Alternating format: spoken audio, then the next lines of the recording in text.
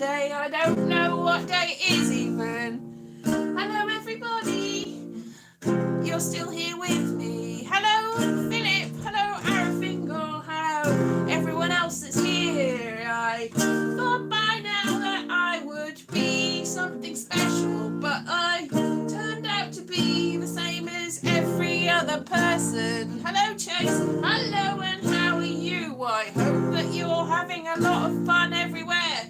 I thought that everything would be great. But then you look at everybody else in the world and you think, what are they? They're all having their own lives. I'm alright, thank you, Chase, but I'm contemplating life. Everything is great. Everything is super. It's as well as can be expected. It's just the same as everybody else because nobody is really where they need to be, where they want to be. Point to somebody really famous and rich. They're probably not what they want to be in life. They're probably, oh, I'm an actor, I want to be a director. Oh, I'm a comedian, I want to be an actor. Oh, I've got a little band, I want a big band, I want to be famous. And then you look at the famous people and they go, well, I'm not as famous as that other person. And you go, look at all the rich people and they're not, I'm not as rich as all the other people. And the people that haven't got any money are struggling and probably not even thinking about this because they've got other better things on their mind. It's not all there is in life, and I know that. I'm aware of that. But I thought that I would be somewhere better than this. I'm sitting here with a lamp in the background. Oh, it's got a nice moth on it. Is that a butterfly? It's a butterfly. It's a butterfly. I bet the moths think, oh, I wish I was a butterfly. And I bet the butterflies think, oh, well, those moths, they've got it easy. And I know that everybody else is doing well. And I know that everybody else is doing very, very badly. And I know that everybody else has got expectations as well. And I know, and I know, and I know. It's very easy to feel sorry for yourself. And I know that I'm better off than about 99% of the people in the world. And I know that some people are way better off than me. And I know that everybody has got their own things in life. But that doesn't stop me having the strife, having the worry.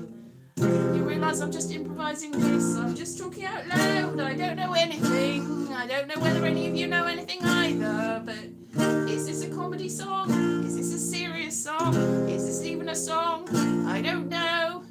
Everything goes right before it goes wrong, everything goes wrong before it goes right, and you know, in the end, it didn't even snow this year. That's probably the most disappointing thing. Anyway, yes, I don't know what's going on.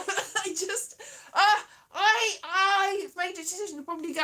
I've booked somewhere to go in Edinburgh. I'm actually going. It's real because I was going to go anyway, but I didn't have anywhere booked. I was like, because there was certain people that were going up there and they had big plans, much bigger plans than mine. It was like way, and it's like I was going to ride on their coattails and they're like, that's fine, I'll just fit in there. And last year and a few other years I've stayed with friends, but the thing is, I know that I'm an imposition and a burden on them, and I didn't want to ruin their Augusts by staying there and making them feel obliged. So I was like, well, I need to get up there. And I have. And the weird thing is, I was like, oh, no, I don't know what to do. I've got nowhere to stay. What shall I do? And then somebody who I was going to go up with in 2020, I booked, because people, you can book like a university, like halls, not halls, but they've got like 4 or 5 bedrooms, and then in the term times they are student accommodation. And then you can book them in the summer. So this person had booked a flat and then was trying to rent it out to other performers and other people that were going up there. And they had one room left, and they had a room left in 2020, which I was going to get. But 2020, things happened. I'm sure you can remember. Somebody said, what happened in 2020? I don't know what happened in 2020. Anyway, I was going to go up, and I was going to stay with these people. I think it's in Musselburgh, which is on the outskirts. It's not dead centre, but you can travel in. I've travelled in before. I was in Prestonpans one year, which is about an hour on the bus, but it's doable. It's not a million miles away. It's commutable distance.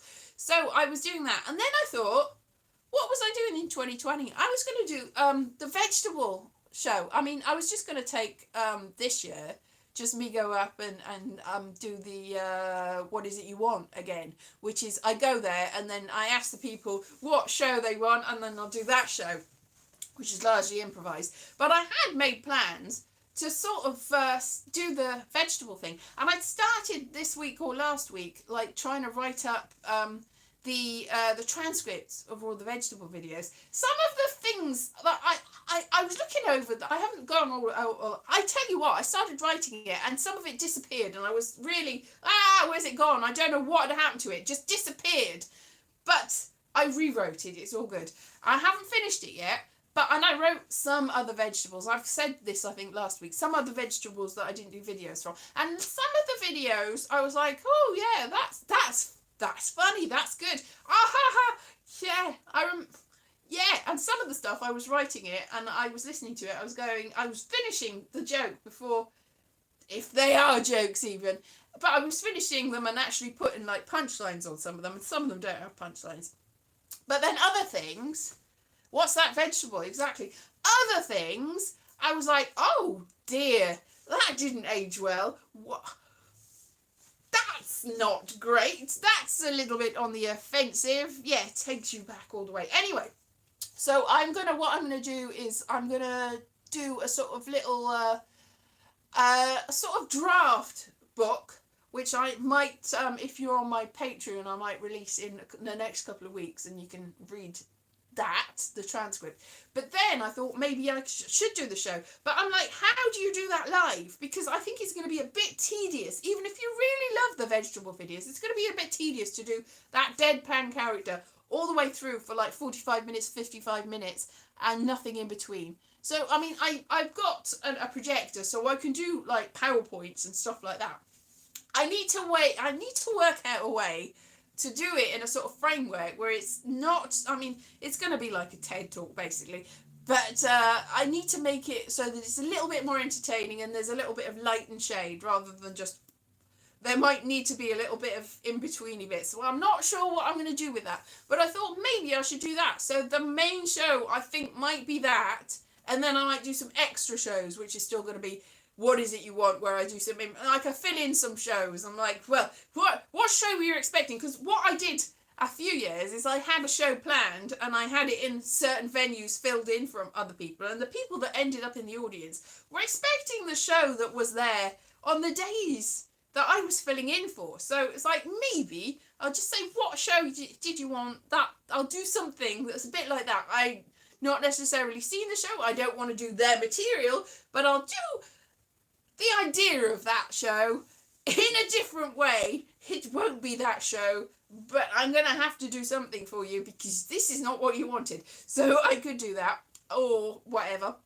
I'm also going to do the digital interviews again. So, but the people that I might have stayed with before, yeah, I'm going to stay with some people now, but the people that I might have stayed with before that all fell through are still going up, and their plans have grown, and they're a big budget thing, whereas they were like talking about thousands of pounds, and I was like, that's good. But because their show is worth thousands of pounds and a big budget, they might have the facilities to help me if I'm not in benefit of internet, if you know what I mean. If I'm not around internet, then I can do sort of digital shows in there where they are when they're not using it, and use their internet, and then it's fairly central, and I can say, hey people, do you want to come and be interviewed here? Or I can just go around and interview people and then stick it up on the internet.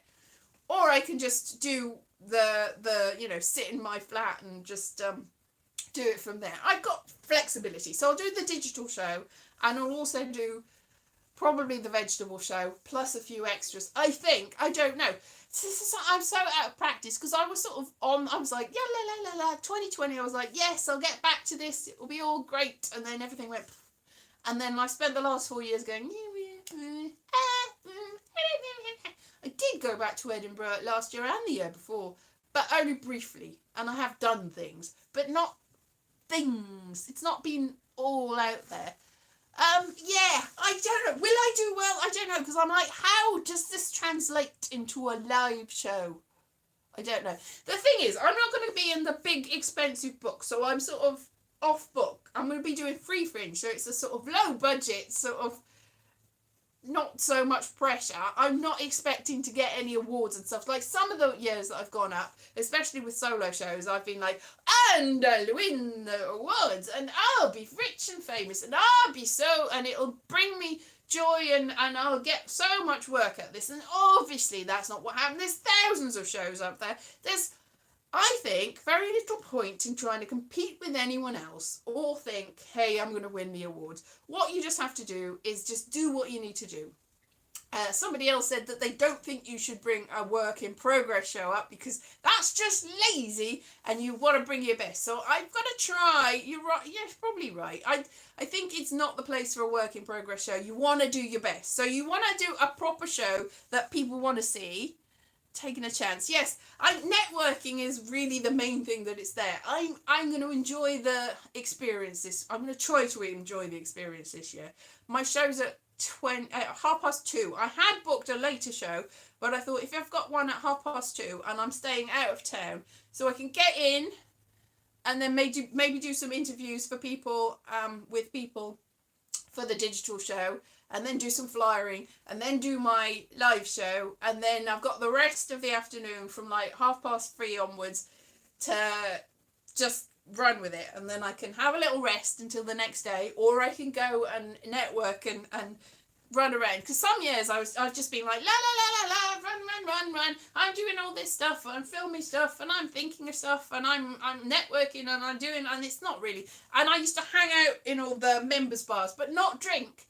All my friends were spending money on cocktails. All the money that they'd made from their shows, they would be drinking the cocktails, and I would just be there. I might have one, and I'd make it last all night. And they've spent all their money by the end of the night, but I've got my one because they tend to have discounted drinks in the members bar. That one fairly cheap cocktail with maybe some nachos to tide me over is that one. Then we'd stay up until like 5:30 in the morning. And then wander back to where we were. But that was when I was staying more centrally in town. If I'm staying out of town, then I probably can't stay up now. Although apparently the train takes only 6 minutes to get into town. But I tended to take the buses for budgetary reasons. And that takes a long time and also costs a lot less. But it does mean that it takes a long time. So, and if you fall asleep on the bus and it's like an hour out of town, you fall asleep on the bus and then you end up at the end of the bus route, very far from where you're meant to be. Then you're going to have to walk back in the night along the coastal path, and the tide might come in. It's not a very tidal because the Firth, the Forth, the sea, the North Sea that comes in is it doesn't come in that far. Like, the tide is not massive tide. It's a little bit of tide. It's still tide, though. So you don't want to be walking on the beaches. Like, I've done a few videos where I walked on some of the beaches, and there was some awful stuff on the beaches. Like, seals that were in states of decomposition. That's all that you can say. That I was like, oh, no. And toys of an adult variety that I didn't want to film. I've got footage of them, but I didn't want to put it anywhere that you'd be. It's just like, what's on this beach? What have people been doing on this beach? There's seals and toys of the adult nature. What are these things linked? Dread to think. Anyway, so you don't want to be there in the middle of the night because I don't know what's going on there really. But I don't know where I was going with that. Anyway, so I don't know, because I used to love going to the members bars and stuff. Talking about members, no, because you're they are probably related, yes, because you'd see people that were all the poster people. That's what I used to call them. The people that have got the money for the budgets for the PR and the big posters. So I'd see the poster people, and even if they weren't big and famous Everywhere else, they were big and famous because I go, I recognise you from your giant poster that you spent money on. Good move, because now I recognise you. Now I'm not one of the poster people. I had posters once because the year before that I had ordered some flyers that never came from a particular printer, and the year after they went, all right, as compensation, we'll give you 10 little posters. You didn't get the flyers, but I got 10 extra posters, so I had some posters. I think I've still got them somewhere. I don't know.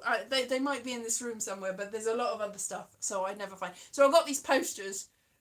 But the trouble is, because I was a free fringe venue, a lot of the other free fringe venues don't like you to put them up, even though it's free fringe, because it's a different venue, and it's like, well, no, we only want people from our venue. And there's not a lot of places to put them up in your venue. And if you haven't paid for the posters, you can't fly poster. So you can't put these posters up anywhere else because you haven't paid for them. There are a few places where there are free poster places. So you can put a poster up and you're allowed to put a poster up and it's not illegal to put a poster up. But you put it up and 100,000 other people also want to put it up. So by the end of the fringe, there might be a lamppost there and there is that many posters. So the lamppost is that fat because your poster's there. Everybody else's posters are here. When you've only got 10 posters, if you put all your 10 posters up, they will be covered by the end of the day, by the middle of the day. You put them up at 9 o'clock, they're gone by 10:30. Nothing to be seen. They are so, there's that fat, the lamppost. Like you could, where's the lamppost? The archaeological expedition to find your poster in amongst all the other posters. It's far, far in. You're just like in the depths, like David Attenborough or David Bellamy. Do you remember him? Oh, he's in the depths of the jungle. Yeah. Anyway, David Bellamy's no longer with us. And your posters are no longer with us. They are far, far, far, far lost. So I'm not a poster person, but I used to love seeing all the poster people and the people that were genuinely famous, that were schmoozing, they were just talking to people. They were talking to you. They were talking to you, maybe even. There was, Felix Dexter I remember seeing, and he was in The Real McCoy, and I was like, Felix Dexter. Oh my God, it's Felix Dexter. Felix Dexter, as with David Bellamy in your poster, he's no longer with us, but I saw him. I also saw Greg Davis, who was so tall that he was in the Loft Bar. The Loft Bar is a loft. It's on the top of the Gilded Balloon. It's got small ceilings, and then there's a sort of balcony area. Now he was in the sort of area between the bar and the balcony. There was a sort of vestibule, sort of it was a bit like a greenhouse area with very low ceilings. So he was taller than the ceiling. So he was like, whoa, massive. And Lucy Porter, very small. She was pregnant that year. So I've seen lots of people name dropping random people that you don't know what I'm talking about. Who are they? Who knows? But people, yes. David Bellamy, yes.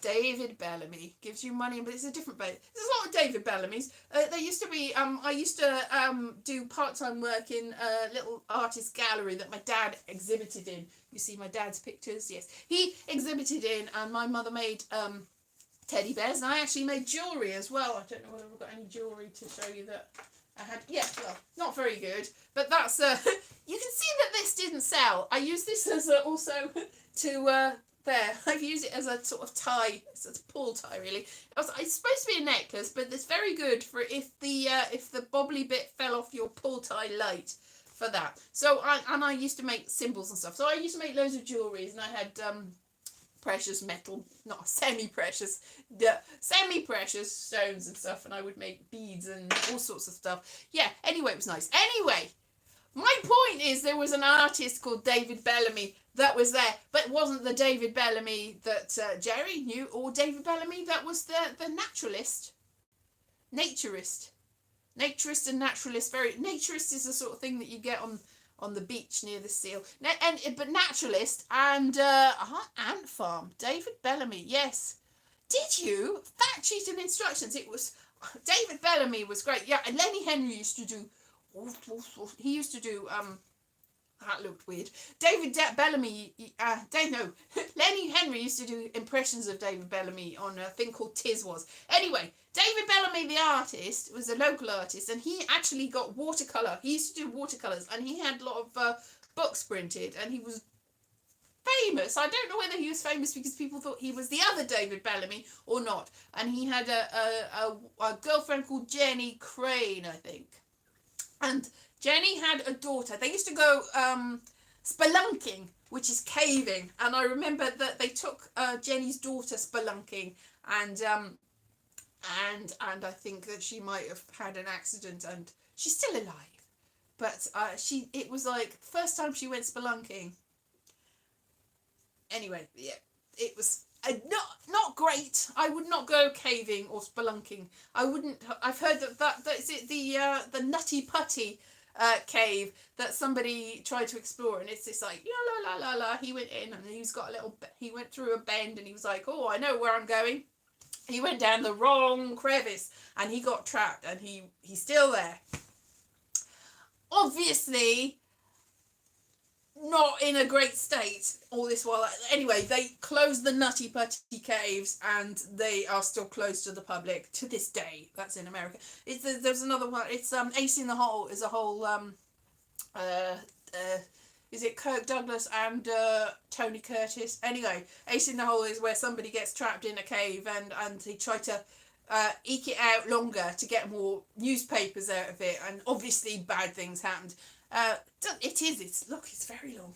Yeah, my hair's very long. And there was I can't remember what it's called, but went to see a musical about somebody that was trapped in a cave that was based on a real life thing. It's a musical about a man trapped in a cave, which is basically the same story as the Ace in the Hole, only based on a real person that it happened to.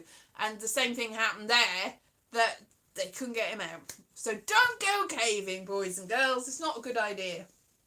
Unless by caving you mean things like going to Danorogoth caves in west mid. Well, it's between Swansea and Cardiff, I think, which I used to go to all the time as a child. And I've got pictures of. They used to have fake dinosaurs that.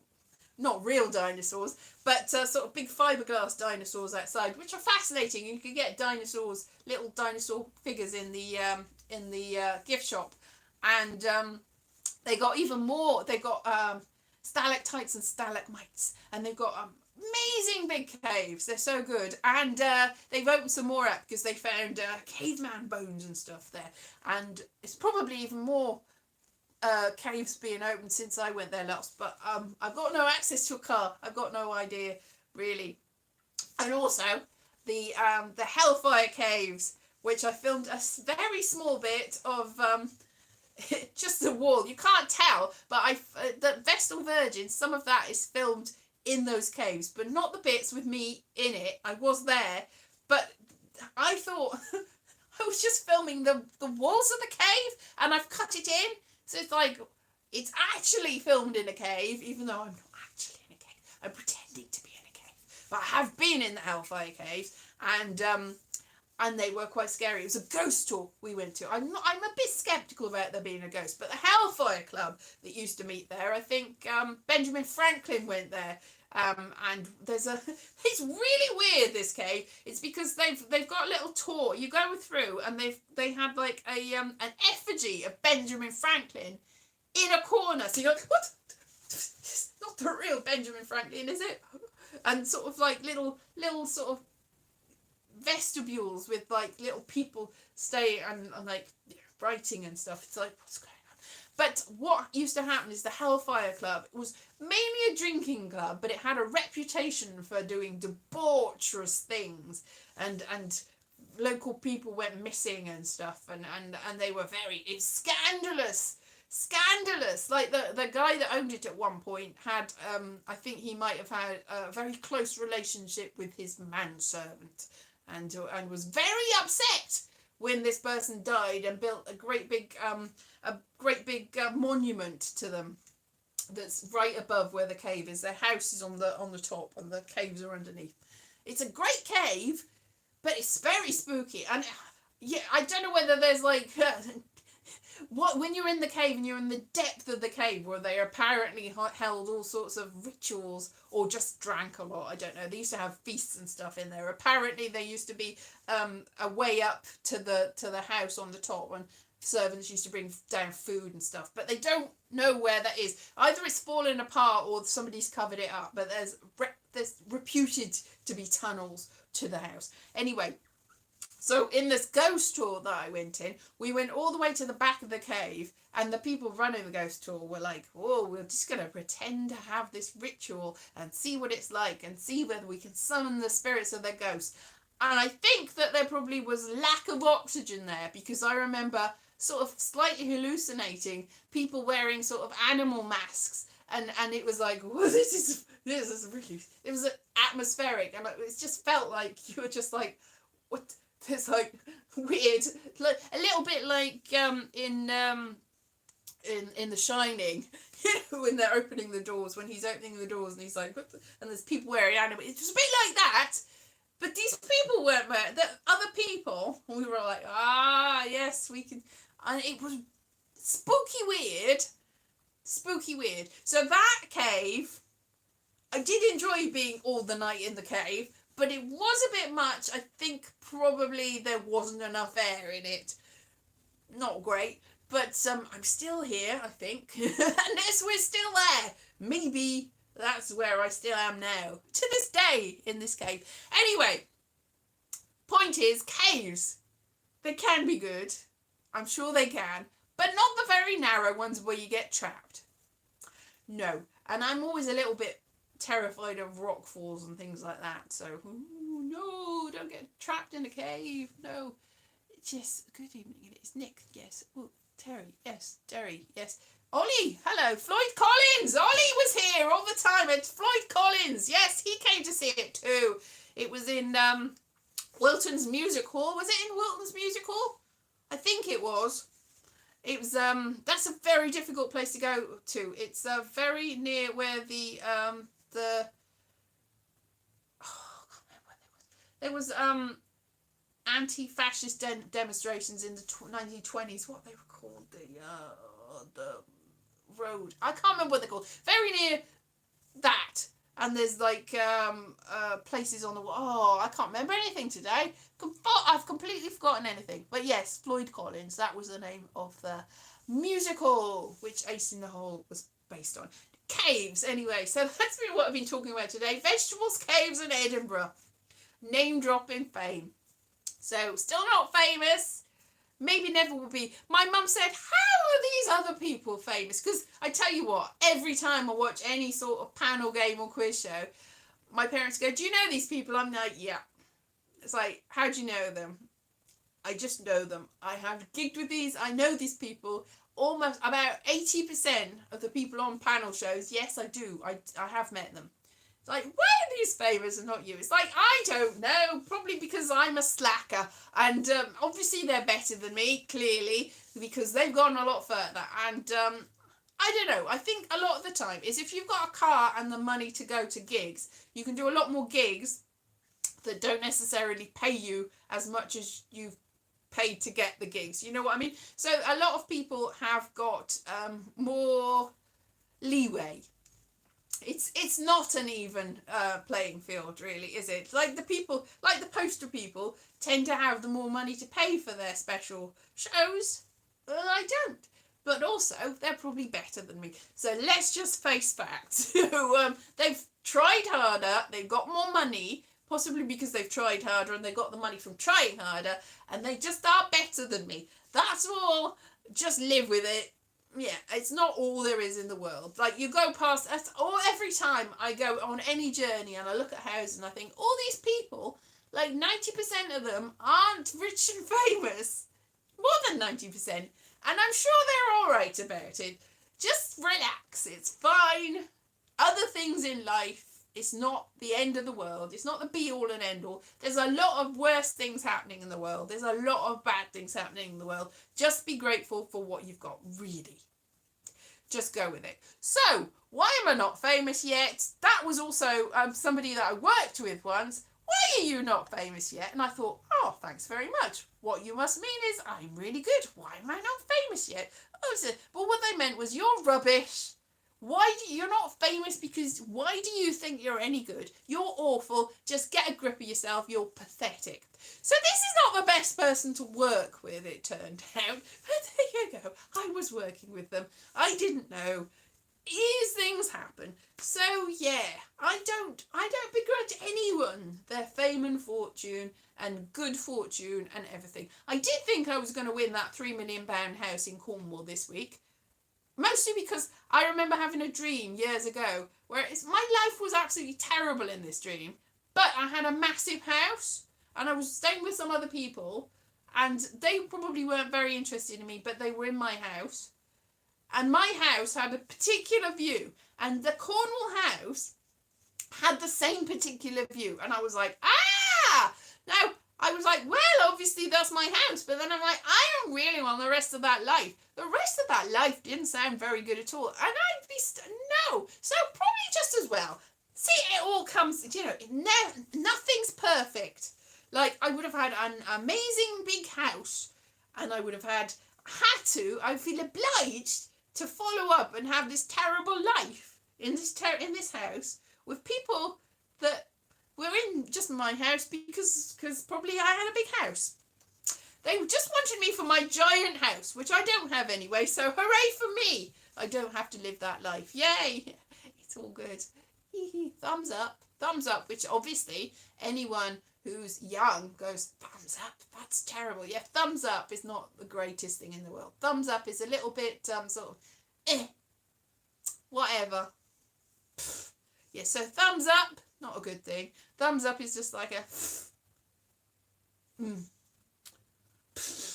Anyway, it is what it is. Yes, lottery dreamer. Oh, yes, gonna win the euro. Yes, exactly. I used to think when the lottery first started, I'll win the lottery and I'd give a big pile of money to charity, about half of it, and then I'd give some money to my family and friends, and then I'd still have so much money that I would never know what to do with it. Because if you've got a lot of money, then you can do what you want, and why do you want? There's a certain amount of money above which you really don't need that money. If you've got the big 3 million house, then you obviously need the upkeep to keep your 3 million house. I'll give you that. You need to be able to stay in your 3 million house, and if you don't sell it, then it's going to cost a lot to upkeep. Or you can just sell it and then get a smaller house, and then you don't need to upkeep the 3 million house. You've got all the money left over from selling the 3 million house, and you don't need any more money. You've got loads of money, any more than a basic level of, you can go where you want and do what you want. That's nice. You've got some freedom. You can just go around and you can do nice things and have a nice life. But there's a certain level of fame and fortune that you don't want. Like, fame at a certain level is very intrusive. Like, you're trapped in your house and you've got nowhere to go, because every time you go anywhere, people are like, look at you, you're so, they didn't do everything that I wanted. And people exploit you. There's all sorts of stories of celebrities that have have been exploited and have ended up like having all of their money taken away by people around them. At a certain level, it's like, this is not worth it. And it's a certain level of money, that's not worth it. But, that said, being a little bit famous enough and rich enough and happy enough, I mean, obviously, being enough is enough. Enough is obviously enough. But more than that, who wants it? But, yes, all right. Yeah, bye-bye. Have a great week, Philip. I've got to go too. So, I would like to be moderately famous and rich enough that I don't have to worry about ending up in a gutter in the street, which I constantly am. I'm like, oh, what am I going to do? Everyone's like, what are you going to do next? It's like, oh, I'd like to be a little bit less worried about things. That would be nice. Is anything above that? It's enough money so that if people that you know that have got problems, you can give them the money or help them out and not worry about them not being able to pay it back, because you don't need it to be paid back, and that's fine, and you don't want anything from them, and you just want them to be sorted. Yeah, that's good. So you can sort everybody else's life and make sure that everyone else in your life is all good, and give back to society, make society lovely, so that you're not feeling guilty, for one thing, and so that your life, because I think the better society is, the better you are, you're better off you are, the more facilities and stuff. It's like, what's the point of being really rich if everything around you is a devastating asshole? It's awful and terrible, and there's no facilities, and everybody's miserable.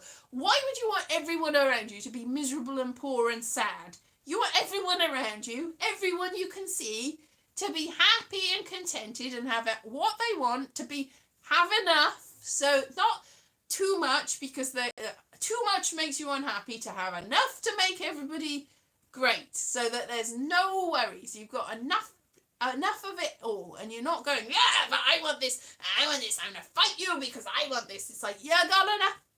Sometimes, as other people, they've got enough. Why do you want more? Just leave it. It's good. Anyway, I will go too now. I've got less people come. I've driven you all away, but at least 6 of you liked me. Hands up. It's like, it's merci beaucoup, merci beaucoup. I don't think I'm going to get too famous. Somehow, I think that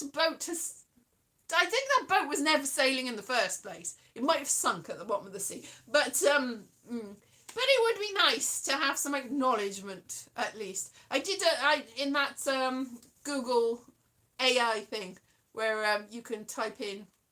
First of all, the first thing I did with it was like, justify yourself and tell me how you can make life better for everybody else, and make sure that AI is not destroying people's livelihoods. And it sort of did. It's like, I'm glad that I've tricked you into saying why you shouldn't exist. And then the second thing I did was like, do a little biography of me. And it had a little, Elise Harris has done some short films and some stuff.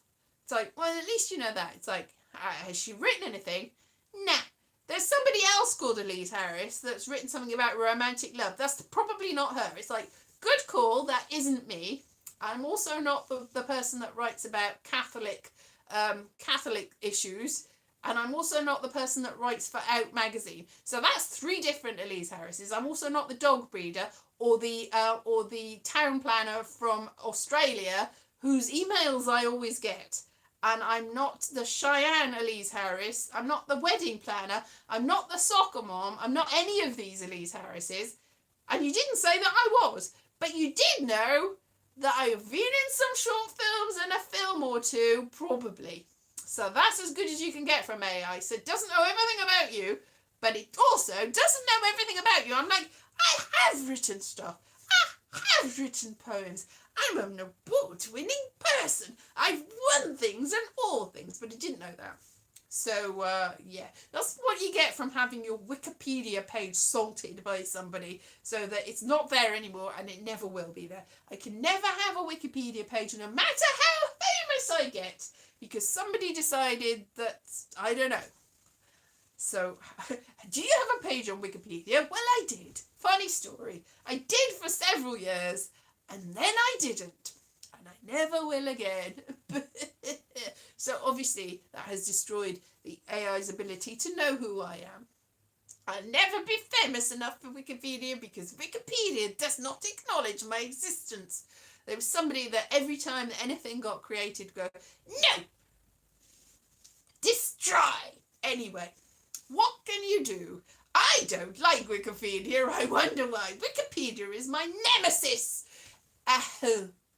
But I still want a Wikipedia page. But I will never get one. No matter how famous I get.